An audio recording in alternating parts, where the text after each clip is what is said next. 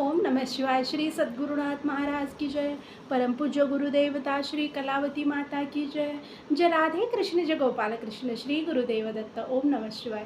आजचा अनुभव खूप सुंदर सॉरी खूप सुंदर. वृषाली सामंत म्हणून आहेत, सामंत नाही, वृषाली सावंत म्हणून आहेत. त्यांनी हा अनुभव शेअर केला आहे. आणि वृषालीताई म्हणत होत्या, गेली 13 वर्ष झालं मी आईंच्या मार्गामध्ये आहे. खूप दिवस म्हणजे ठरलेलं होतं की हा अनुभव गुरुवारी शेअर करायचा म्हणून खूप दिवसापूर्वी ठरलेलं होतं. त्यांनी सांगितलेलं होतं की गुरुवारी शेअर करा. तर मी आधी वेगळाच अनुभव घेतला. हा आधी आलेला अनुभव आहे त्यांचा. खरं तर आधी दुसऱ्या ताईंचा अनुभव आधी शेअर केलेला होता. का तर ना, आजही तेच झालं आणि ते आधी शेअर करण्याच्या वेळेलासुद्धा तेच झालं. की त्यांचा अनुभव ते ऐकताना ना थोडासा प्रॉब्लेम येत होता. म्हणजे ते काही शब्द नीट कळतच नव्हते. मी ऐकताना ते लक्षात आलं माझ्या, की काही अनुभव नीट समजत नाही आहे, काही शब्द नीट समजत नाही आहेत. तर मग ते परत मग मी त्यांच्याशी आणि जरा बोलले वगैरे आणि मग ते शेअर करायचं म्हणून. पण त्यांनी सांगितलेलं गुरुवारी शेअर करा. तर मी म्हटलं जसं सोयीनुसार होईल, आईंची कृपा असेल तर होईलच म्हटलं. पण ते बरोबर आज गुरुवारी शेअर व्हायला लागलं. आणि तुम्हाला सांगू, त्यांच्या परिवारावर खरंच आईंची इतकी मोठी कृपा. म्हणजे आईंची कृपा तर सगळ्या भक्तांवर असते सोडा, ते काही तो वाद नाही. पण तुम्हाला सांगू, आपण म्हणतोय ना, एक वेळेला श्रद्धा इतकी इतकी अगाध असते. त्या म्हणतात हे सगळं माझ्या सासूबाईंच्या सेवेचा प्रताप आहे म्हणतात, जे पण आहे. आणि हा प्रत्यक्ष अनुभव आजचा म्हणावा लागेल.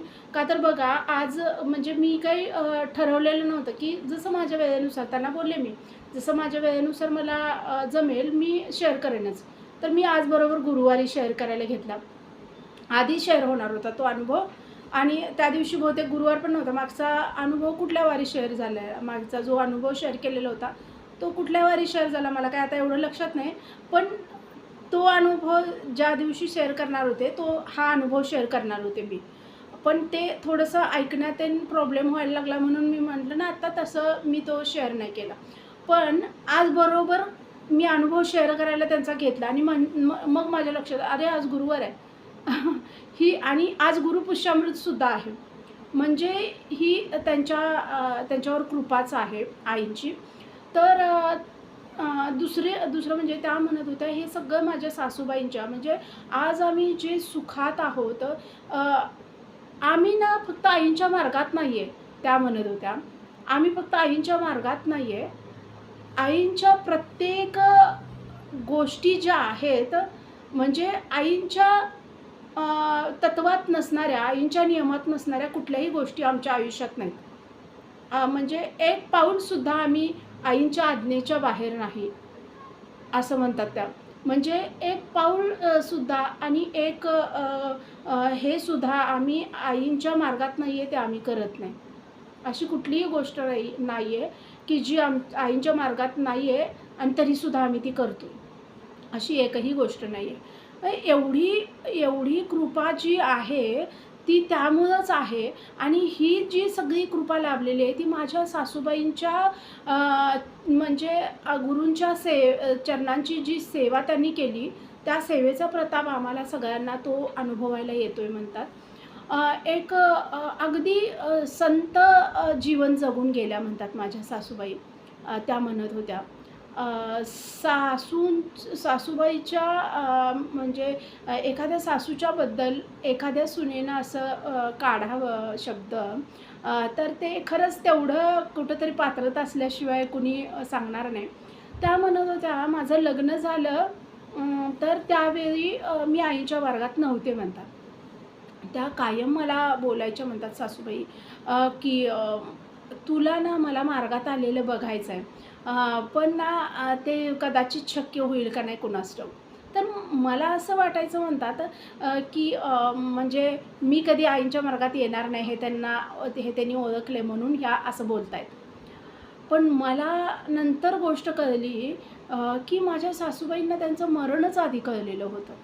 हे ना आम्हाला नंतर जाणवलं म्हणतात. तुम्हाला सांगू म्हणतात, माझं लग्न झालं त्यावेळी सासूबाईंनी इतक्या साड्या घेतलेल्या होत्या, म्हणजे त्यांच्या स्वतःसाठी इतक्या साड्या घेतलेल्या होत्या. मला ना सुरुवातीला प्रचंड राग आला. ही बाईनं मुलाचं लग्न केलं आहे का स्वतःचं लग्न केलं आहे? रोज एक नवीन साडी नेसते आणि रोज हीच नवरी असल्यासारखी सजते आणि मला तर कामाला लावली आपलं म्हणजे असं कुठली बंधनं नव्हती म्हणतात. पण मला काम लावायचे वगैरे, का तर घराचं मला ते सगळ्या जबाबदाऱ्या मला सांभाळता याव्या म्हणून. पण मला असं आणि मग त्या सारख्या म्हणायच्या, "भजन कर, भजन कर." मग मला असं वाटायचं, की बाबा हां, ह्यांनी काय लेकाचं लग्न लावून दिलं आहे, मला आपले कामाला जुंपले आणि सगळं ह्यांची सेवा पण करा, हातात ह्यांना मिळतंय, भजनं करत बसायला काय जातं ह्यांना. पण हे आज लक्षात येते, की इतके वर्ष त्याच्या आधी संसार ओढत त्यांनी भजनं केलेली होती आणि त्याचा प्रभाव म्हणून आज आम्ही खूप सुखी आहे म्हणतात. सगळ्या गोष्टी म्हणजे त्यांनी त्यांची भक्ती इतकी श्रेष्ठ होती म्हणतात, की त्यांनी मागावं आणि आईनी द्यावं. लगेच त्यांच्यावर खूप कृपा होती म्हणतात. आणि मग ते काही-काही गोष्टी त्या अशा म्हणजे त्यांनी तशी भक्ती केली म्हणतात. काहीही असू दे, कुठलीही गोष्ट असू दे, आमच्या शेतीची प्रकरणं त्यावेळेला चाललेली होती म्हणतात. तर त्या म्हणत होत्या म्हणल्या त्या म्हणायच्या म्हणल्या, "तुम्ही कशाला एवढं टेन्शन घेताय? आई आहेत." प्रत्येक गोष्टीत त्या तसंच बोलायच्या. म्हणजे माझ्या मिस्टरांचं लग्नसुद्धा म्हणजे माझ्या माझ्या मिस्टरांचं लग्न ठरत नव्हतं. माझ्या आधी म्हणे जवळ-जवळ 13-14 त्या म्हणतात मुली बघितलेल्या होत्या. तर ते ठरत नव्हतं आणि माझ्या सासूबाई सारख्या लागलेल्या, की नाही, नाही आता त्याचं लवकर लग्न झालं पाहिजे. आता त्याचं लवकर म्हणजे त्यांना ते सगळ्या गोष्टी जाणवल्यासारख्या. म्हणून त्या म्हणत होत्या, की आता त्याचं लवकर लग्न झालं पाहिजे. आणि गडबडीतच ते मला बघायला सुद्धा खूप गडबडीत आले होते. खूप गडबडीत लग्न पण झालेलं होतं म्हणतात माझं. तर त्यांनी ना ते 6 महिने असे जगून घेतले म्हणतात. म्हणजे त्याआधी पण त्या जगल्याच ते खूपच चांगलं. पण सांगते म्हणतात त्या की म्हणजे मला त्या सारखं म्हणायच्या, की "तुला सेवेत आलेलं मला बघता येईल का नाही कुणास ठाऊक." तर आणखी एक सारखं म्हणायच्या म्हणल्या की "मला तुमची मुलं बघता आली असती तर फार बरं झालं असतं." असं त्या बोलायच्या म्हणल्या. ते म्हणायचे "ह्या कुठं जाणार आहेत का? कुठेतरी हरिद्वारला वगैरे तिकडं कुठं जाऊन राहणार आहेत का कायमच्या?" म्हणजे मी रागानं बोलायची. म्हणतात "तिकडं कायमचं का संन्यास वगैरे घेणार आहेत ह्या?" म्हणजे तसं हेच नव्हतं ना, त्या अगदी ठणठणीत होत्या म्हणल्या. तर मी म्हणायची, "कुठं जाणार आहेत का हरिद्वारला वगैरे? का कुठं संन्यास वगैरे कायमचा घेणार आहेत त्या?" ह्या अशा बोलतात की बघायला मिळालं असतं तर बरं झालं असतं वगैरे हे असं. पण ना ती श्रद्धा जी होती ती खूप आणि मग ते शेतीचं ज्यावेळेला प्रकरण चालू होतं म्हणतात आमच्या घरी तर त्यावेळेला आई आहेत ना, कशाला एवढी टेन्शन घ्यायचं, आई आहेत ना. लग्नाच्या वेळेला सुद्धा म्हणजे एवढी स्थळं बघायला लागल्यावर माझे मिस्टर म्हणजे हे झाले होते मग बोलले, "मला आता लग्नच करायचं नाही आहे." तर आई आहेत ना, करतील, पण झालं पाहिजे लवकरात लवकर, असं म्हणायच्या. आणि ते जुळून आलं म्हणतात. मी नवीन-नवीन असताना म्हणतात मला मैत्रिणींबरोबर जायचं म्हणजे तिथं लगेच माझ्या मैत्रिणी वगैरे झालेल्या होत्या. शेजारी मुली होत्या म्हणतात माझ्या एवढ्याच वगैरे. तर त्या जायला आडकाठी वगैरे कोण घ्यायचं नाही. पण ना त्या म्हणायच्या एक तासभर तरी देवाला दे. तर ते काही माझ्याच्यानं व्हायचं नाही म्हणतात. माझ्या नणंदबाईंनी ज्यावेळेला मला पहिल्यांदा मंदिरात नेलेलं होतं, तर तो वार गुरुवार होता म्हणतात. आईंच्या मंदिरात ज्यावेळेला पहिल्यांदा नेलेलं होतं, तर तो वार गुरुवार होता म्हणतात. आणि आणि त्याच्यानंतर सगळ्या एकच गोष्ट सोडली, तर बाकी सगळ्या चांगल्या गोष्टी माझ्या गुरुवारी झालेल्या आहेत म्हणतात. एकच गोष्ट सोडली आयुष्यातली, तर बाकी सगळ्या म्हणजे सगळ्या. माझी मुलं दोन्ही गुरुवारचीच आहेत म्हणतात. आणि माझ्या मिस्टरांची एकदा जॉब गेलेला होता म्हणतात आणि त्यांनी म्हणजे त्याच्यापेक्षा आता चांगलाच मिळायला पाहिजे बघा आई, असं मी त्यावेळेला बोललेले होते. का तर मी त्यावेळेला चांगल्या रीतीनं मार्गात आलेले होते. आणि मी बेळगावला ज्यावेळेला गेले म्हणतात, ते नंतर सांगेन. म्हणजे पहिल्यांदा गेले, त्यावेळेला मी आईंच्या पुढं बोललेले होते. जसं सासूबाईंनी म्हणजे त्यांनी मागावं आणि तुम्ही लगेच द्यावं. इतकी श्रद्धेनं सेवा पण आधी घडायला लागतात. तशा श्रद्धेनं माझ्याकडनं सेवा घडवून घ्या. तशा श्रद्धेनं माझ्याकडनं सगळ्या गोष्टी करून घ्या आणि मला तसंच पाहिजे. की सासूबाईंचं कसं होतं, की त्यांनी मागावं आणि तुम्ही लगेच त्यांना ते द्यावं. मलाही तसंच पाहिजे आणि तशीच माझ्याकडून सेवा करून घ्या. आणि ते तुम्हाला सांगू त्यांच्याच सेवेचा प्रताप. आईंनी माझी ती इच्छा पूर्ण केली म्हणतात. आणि तुम्हाला सांगू म्हणतात म्हणजे मी लग्न झालं त्यावेळेला एक थोडे छोटे-छोटे अनुभव सांगायचे आहेत म्हणतात आणि सगळ्यात मोठा शेवटी पण एक तुम्हाला सांगू मला ना जेलसी व्हायची म्हणतात त्यांच्याबद्दल.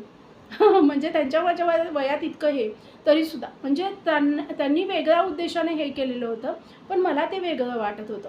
माझं नवीन-नवीन लग्न झालेलं, तर माझ्यापेक्षा कितीतरी सुंदर साड्या त्यांच्याकडं. दागिने तर ऑब्व्हियसली त्यांच्याकडे होतेच म्हणतात खूप जास्त. ती सगळी आईंची कृपा होती त्यांच्यावर.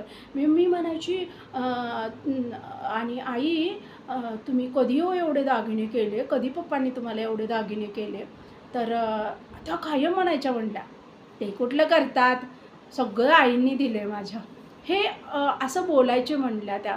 आणि तुला सांगू लवकरात लवकर तू मार्गात यावीस मला वाटतंय. मला माहीत नाही मी बघेन का नाही तुला मार्गात आलेलं, असं बोलायच्या त्या म्हणल्या. तर लवकरात लवकर जर आपल्याला कुणी जाणून घेत असलं ना, तर एकच ह्यांनी आईंकडं बोट करून म्हणायच्या, आपल्याला बाकी कुणीही जाणू शकत नाही. तर मी मला इतका राग यायचा आणि मला हे पण वाटायचं. मी म्हणायचे, काय ही बाई, हिला काय कमी आहे? नवरा कुठल्या गोष्टीची कमतरता करत नाही. मुलगा इतका रिस्पेक्ट देतोय, मुलगी इतकी रिस्पेक्ट देतात, सगळं मागेल ते हिला आधी आणून देतात सगळेजण. हिच्या मनाप्रमाणे सगळा कारभार चाललेला असतोय आणि हिला अजून काय कुणी किती जाणून घ्यायचं हिला. असं मला त्यावेळेला वाटायचं म्हणतात. तर ती मूढ बुद्धी होती. मला आज कळतंय की खरंच आईंनी म्हणजे जाणून घेतलं, म्हणजे आईंनी त्यांना जाणून घेतलं म्हणून लोकांनी त्यांना जाणून घेतलं.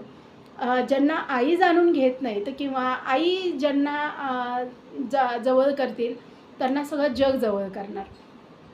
पण त्यांना जवळ घेतलं तर सगळं जग जवळ करणार. पण त्यांना जर लांब फेकलं तर जग पण कुठंतरी लांब गेलेलं असते आपल्यापासून. असं ते कुठंतरी त्यांना सांगायचं होतं. तर त्या म्हटल्या कुठलीही गोष्ट म्हणजे नवीन-नवीन लग्न झाल्यानंतर कुठलीही गोष्ट जी माझ्याकडं असायला पाहिजे ते सगळं त्यांच्याकडं. आणि कुठं म्हणजे नवीन-नवीन लग्न झाल्यावर इकडं-तिकडं जायचं देवाला वगैरे, इकडं-तिकडं सारखं आमचं जाणं-येणं चालू होतं. तर ना माझ्यापेक्षा सुंदर त्या दिसायच्या म्हणतात आणि माझ्यापेक्षा जास्त दागिने आणि साड्या तर ना म्हणतात माझं लग्न पण 101 साड्या त्यांनी घेतलेल्या होत्या. तर मला ना माझ्या नणंदबाईसुद्धा म्हणल्या, "आई तू माझ्या लग्नातसुद्धा इतकं सुंदर सुंदर साड्या घेतल्या नव्हत्यास आणि ह्याच्या लग्नात एवढ्या कशा सुंदर सुंदर साड्या घेतल्यास गं?" आणि सुनेपेक्षा भारी भारी साड्या आईनं काढल्यात. तर माझे सासरे ना हसत एक गोष्ट बोललेले होते म्हणतात त्यावेळेला, कदाचित आपली सून खाली दिसली पाहिजे असं म्हणून तिने हे केले, असं ते हसत बोलले होते. पण मला ना ते खरोखर खरं वाटायला लागलं. मला असं वाटायला लागलं, हां म्हणूनच का काय ह्यांनी सून आपल्यापेक्षा वरचढ दिसू नये, सुनेच्या पेक्षा नाही तर मग लेकीच्या लग्नात का नाही, लेक तर स्वतः तोंडानं बोलते. ह्या गोष्टी मला कुठंतरी वाटत होत्या, पण त्या गोष्टींचा उलगडा नंतर झाला. तर तुम्हाला सांगू म्हणतात त्या एवढं छान पद्धतीनं सजायच्या. माझं लग्न झाल्यापासून त्यांच्या शेवटच्या दिवसापर्यंत मी कधीच त्यांना बघितलं नाही म्हणतात, की त्या असं काहीतरी म्हणजे घरातल्या कपड्यांवर राहिलेत किंवा काही म्हणजे असं न सजता धजता राहिलेत. खूप सुंदर आणि म्हणजे ना सुरुवातीला कार्यक्रम ते नसायचे, इकडं-तिकडं जाणं असायचे त्यामुळं आम्हाला पण वाटायचं की ते. पण ते नंतर त्यांचं कंटिन्यू राहिलं. मग माझे सासरे पण म्हणायचे, "काय अगं आजकाल तू खरंच म्हणजे सुनेवर ईर्ष्या करतेस का? खूप सजून-धजून राहायला लागलेस." तर हां, मग आता कधी वेळ येईल आपली काय सांगता येते. तर मग आता म्हातारपणाचे दिवस आहेत, तर करून घेऊया म्हणलं. आणि आता कधी जायचं वर, मग त्याच्यानंतर तर हिचंच आहे सगळं हे, असं त्या बोलायच्या म्हणतात. आणि मला वाटायचं हिला काय झालं आहे, ही एवढी हट्टीकट्टी आहे, हिला काय होतं आहे, हिला काय झालं आहे का, कुठं जाणार आहे संन्यास वगैरे, असं माझ्या डोक्यात हेच. आणि कधीही कुणालाही वाटलं नाही म्हणतात, पण हा सगळ्यात मोठा अनुभव होता आमच्या पूर्ण घरासाठी म्हणतात, की माझ्या सासूबाईंना त्यांचं मरण कळलेलं होतं. ही सगळ्यात मोठी गोष्ट. आणि त्याच्यासाठी त्यांनी सगळं म्हणजे ते लग्नापासूनचे प्रत्येक दिवस त्यांनी जगून घेतला, पण ते जगताना एक क्षण गुरूंचा विसर नाही पडू दिला म्हणतात. असंच जगल्या त्या. म्हणजे नामस्मरण, भजन, त्याचे वाचन, त्याच्यानंतर अगदी ध्यान करत बसणं, डोळे मिटून तास-तासभर एकत्र एकट्याच बसायच्या त्या ध्यान करत वगैरे. ह्या सगळ्या गोष्टी मला पण वाटायचं ह्यांना काय जातं आहे, नुसतं नटतात थटतात, सजून धजून बसतात आपलं नामस्मरण करत, ह्यांना काय कामधाम आहे, असं सुरुवातीला मला हे वाटत होतं म्हणतात. तुम्हाला सांगू म्हणतात, माझ्या लग्नानंतर 2-3 महिन्यांनी त्यांनी मुलीलासुद्धा म्हणल्या, की माझी नणंदबाई बेळगावलाच राहतात म्हणतात. आणि तर त्यांना म्हटलं, की मला आईंच्या दर्शनाला यायचं आहे आणि मला ना लवकरात लवकर आईचं दर्शन घ्यायचं आहे. तर माझ्या नणंदबाई म्हटल्या, "लवकरात लवकर घ्यायचं आहे म्हणजे काय? आता तुला मी येणारच आहे थोड्या दिवसानं, तर त्यावेळेला तुला घेऊन जाईन." "नाही, नाही, मला घ्यायचंच आहे आत्ताच." आणि मग त्यांनी म्हणेल ती गोष्ट सगळी घरात लगेच असायची. तर त्यामुळे माझे सासरे लगेच त्यांना घेऊन गेले तिकडं बेळगावला म्हणतात. तिकडे गेले, दर्शन वगैरे सगळं घेऊन आल्या. त्याच्यानंतर 8 दिवसांनी त्या बोलल्या, की शेतीचं जे होतं तर बघून येऊया, आणि असू दे काय असेल ते असेल. तर बेळगावातनं ना त्यांनी अंगारा आणलेला होता म्हणतात. आईंच्या तिथं गेल्यानंतर अंगारा आणलेला होता आणि तीर्थ तिथलं. तर त्या म्हणल्या, की आपण तिथं तीर्थ वगैरे हे करू, आमचं गावी घर आहे म्हणतात, तर तिथं हे करू आणि आई सगळं व्यवस्थित करणार आहेत. त्यांनी जाऊन आल्या, तिकडं शेतीच्या इकडं ते जाऊन आल्या म्हणतात. 2 दिवसाच्या आत आमच्या बाजूनं ते शेतीचं सगळं झालेलं होतं म्हणतात. आईंनी ते हे केलं. बाकी कुठल्याही गोष्टी नाही. उपासना, आईंचे नेमधर्म आणि नामस्मरण ह्या सगळ्या बळावर म्हणतात त्यांनी सगळं मिळवलेलं होतं. म्हणजे मुलांचं सगळं सुख, नवऱ्याचं सुख, किंवा जे त्यांनी सांगते म्हणतात एवढी कृपा, की त्यांनी मागावं आणि आईने ते द्यावं, असे ते होतं. आणि मग त्यांनी म्हटलं, की बेळगावातनं म्हणजे जाऊन आल्यानंतर शेतीकडे जाऊन या. तर ते पण मग लगेच माझ्या सासऱ्यांनी, माझ्या मिस्टरांनी गाडी काढून त्यांना घेऊन वगैरे सगळं घेऊन आलीत लगेच. तिकडचं जाऊन आली. ते परत शेताचं हे झाल्यानंतर म्हणजे आमच्या बाजूनं सगळं झाल्यानंतर त्याच्यानंतर परत आणि एकदा जाऊन आलेत. परत त्यांच्या माहेरी, म्हणजे सासूबाईंच्या माहेरी म्हटल्या, की मला ना तिकडं जाऊन यायचं आहे 1-2-3 दिवस, सगळ्यांना भेटून यायचं आहे मला. तर सगळेजण म्हणत होते, "काय आई हे 2-4 दिवस गेले की तू काढायला लागलेस." आणि म्हणजे माझ्या नणंदबाई पण तिकडून आई त्यांना म्हणत होत्या, की "काय आता सून आले म्हणून तू सारखीच फिरायला लागलीस काय?"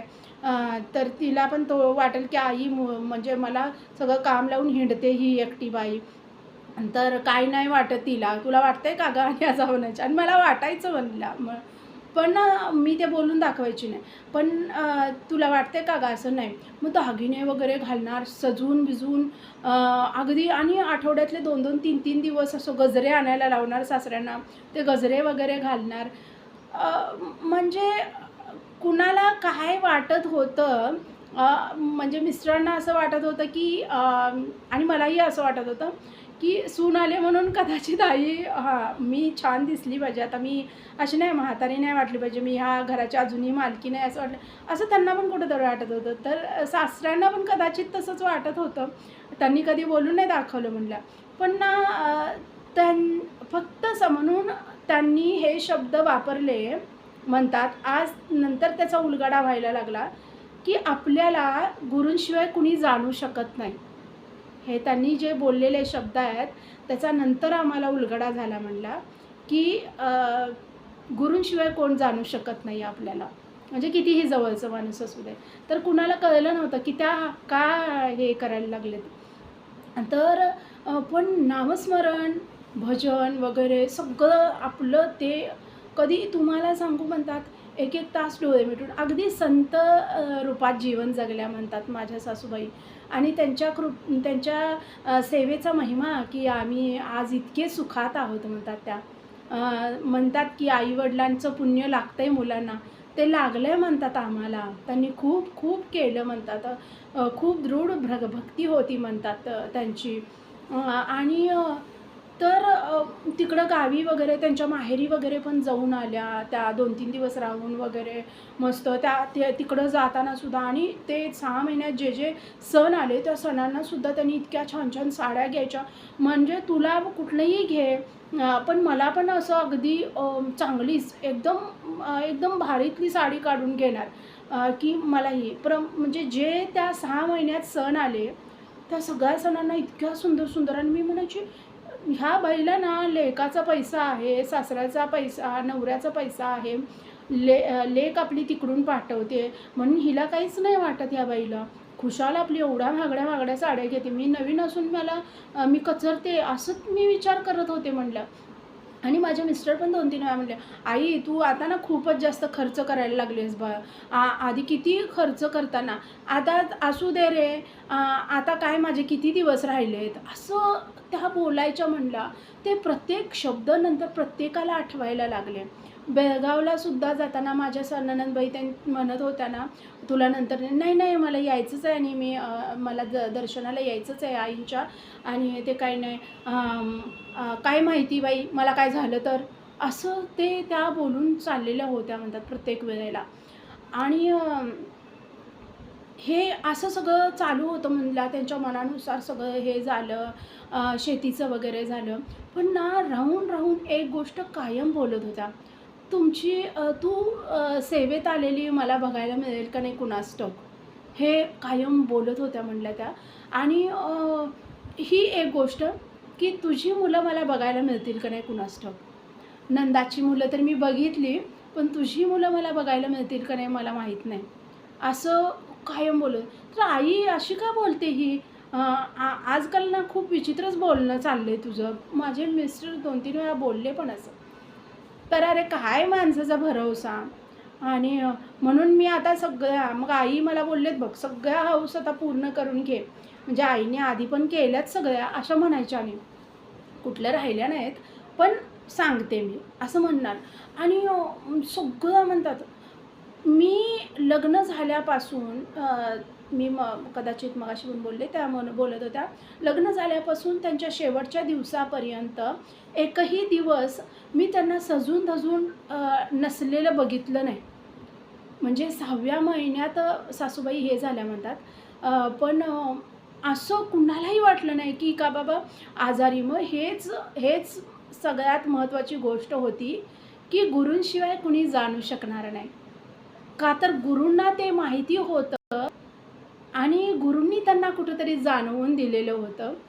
आणि ते त्यांनी जाणलेलं होतं कदाचित, म्हणून त्या प्रत्येक क्षण जगत होत्या की भरभरून जगायचं आहे आता, पण ते करताना सेवा नाही सुटली पाहिजे.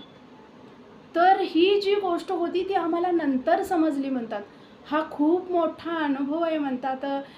की म्हणजे एका गुरु नव्हते ते त्यांच्यासाठी, आई होत्या म्हणल्या. एका आईनं लेकराला जाणवून दिलेलं होतं की तुझं हे असं असं आहे पुढं. आणि तुम्हाला सांगू म्हणतात, हे कुणाला सत्य वाटेल नाही वाटेल, पण प्रत्यक्षात ह्या गोष्टी झाल्यात म्हणतात. माझ्या सासूबाई ज्या वेळेला गेल्या म्हणतात त्याच्या 6-7 दिवस आधीपासून त्या म्हणतात म्हणजे सजून धजून अगदी प्रसन्न तर राहतच होत्या, पण नामस्मरण खूप वाढवलेलं होतं म्हणतात त्या काळात त्यांनी. आणि मी ना मग विचार करायला, काय हो आई ह्या 2-4 दिवसातच तुम्ही जास्तच ते नामस्मरण सुरू केले, मग करायला नको आता, असं त्या बोलल्या म्हणतात. तर करायला नको आता म्हणजे तुम्हाला काय घरातलं काय गोष्टीचं नुसतं ते आवरायचं, छानपैकी नटायचं आणि बसायचं ते देवाचं करत, हेच चाललं आहे तुमचं, असं मी बोलले पण त्यांना. तर मग आता मी काय करू मग, तुला काय वाटतं, मी काय करावं असं वाटते तुला? अहो, काहीतरी घरातलं थोडंफार करायचं, जरा भाज्या-बिज्या निवडायचं, काहीतरी तर घरात मदत करताय का? आता काही मी मदत करणार नाही मी तुला. हे मला शब्द त्यांनी बोललेले होते. आता मी तुला कुठलीही मदत करू शकत नाही. तुला जे काही मदत करतील आई करतील आता. मी तुला आता काही मदत करू शकत नाही आणि माझं हेच काम आहे आता खाणे, भजन करणे. आणि तुम्हाला सांगू म्हणतात, कुणाला वाटणार सुद्धा नाही की म्हणजे ह्या थोड्या दिवसात ह्यांना काहीतरी होणार आहे. म्हणजे आम्ही तसा विचारच केला नाही. इतकं व्यवस्थित खानपान, वेळेवर नाश्ता वगैरे. आणि मग माझ्या मिस्टरांना पण मी जरा चुगली केली. म्हटलं, "आई ना थोडं तरी काहीतरी करत होत्या. आता तर बिलकुलच सगळंच करायचं त्यांनी सोडून दिले आणि नुसत्या उठतात, खातात आणि बसतात भजन करत आणि ते नामस्मरण करत आणि 1-1 तास डोळे मिटून बसायचं. ह्या काय संत होणार आहेत का काय आता?" तर माझे मिस्टर म्हटले, "जाऊ दे गं बाई, तुला जास्त त्रास पडत असेल, तुला पण जेवढं होतं तेवढं कर आणि कामवालीला सांगून करून घेत जावा.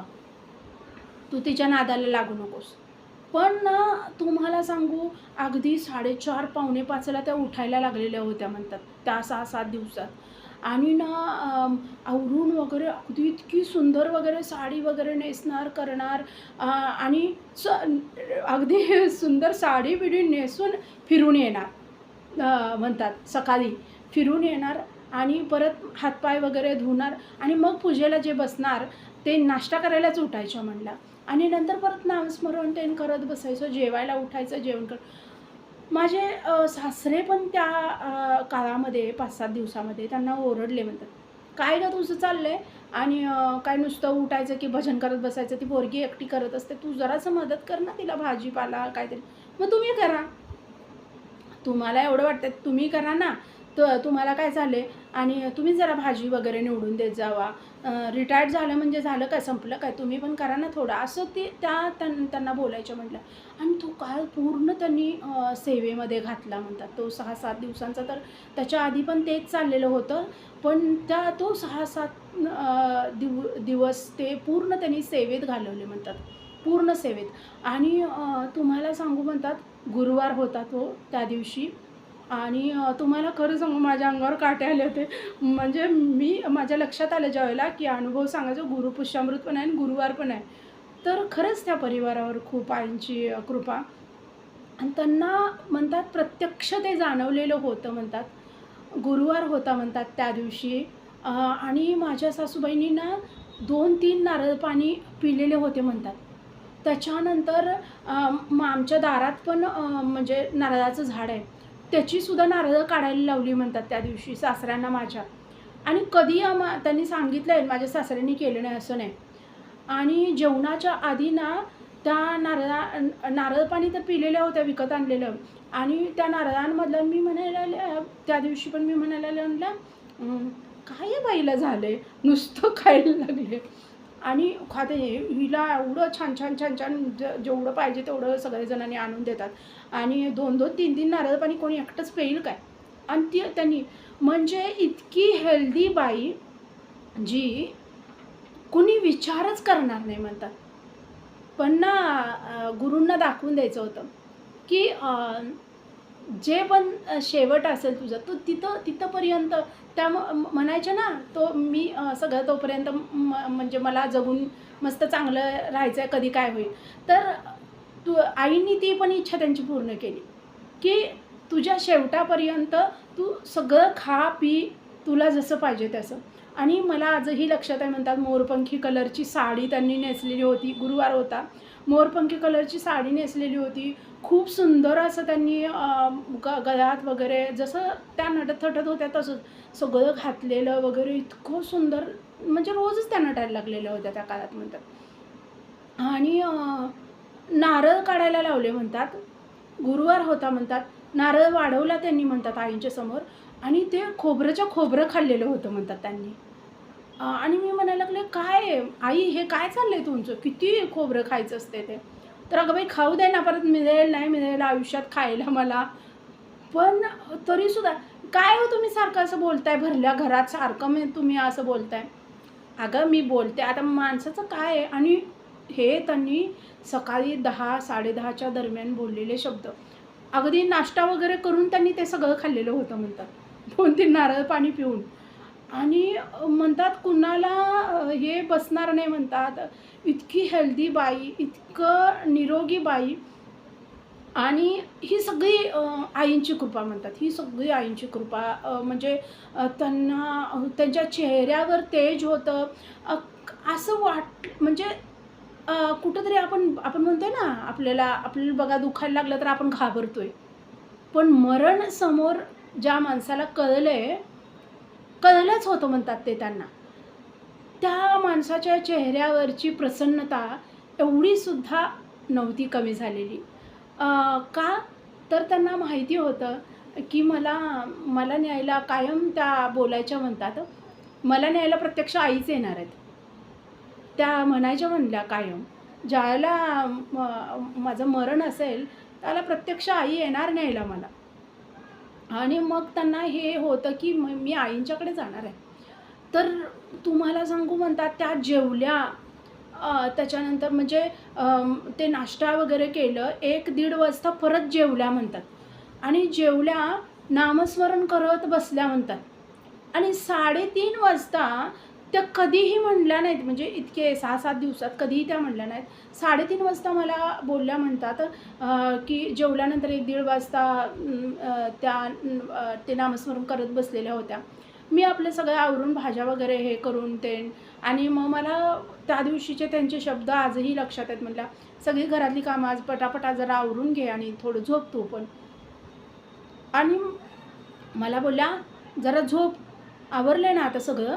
तर "हां, आवरले." "मी पण थोडी पडते, तू पण थोडं पड."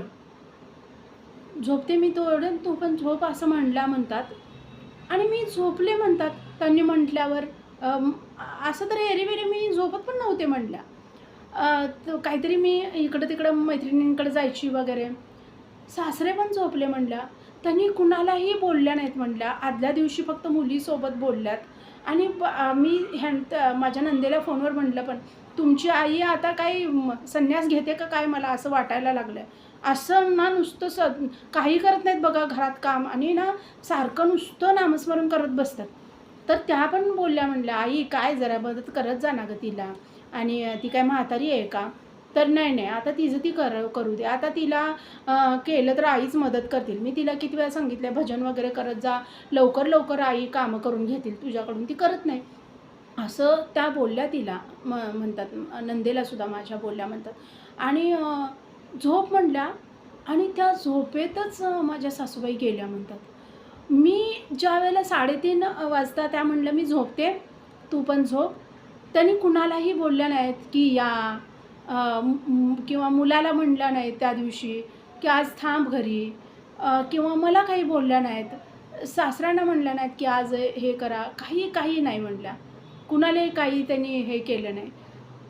आणि त्या झोपेत आणि मी ना 4:15च्या दरम्यान म्हणतात मी हलवायला गेले म्हणजे उठेनात म्हणून. आई आणि चहा वगैरे करायचा का? ते असं मी विचारायसाठी. तर बोलेनात म्हणून मी हलवायला गेले, तर त्यांचं अंग एकदम हे झालं, थंड पडल्यासारखं. मी घाबरून ना सासऱ्यांना माझ्या हे केलं आणि ज्यावेळेला ते सासऱ्यांनी बघितलं म्हणतात, ते इतके घाबरले म्हणतात आणि कुणालाही विश्वास बसेना म्हणतात. शेजारी कुणाला विश्वास बसेना.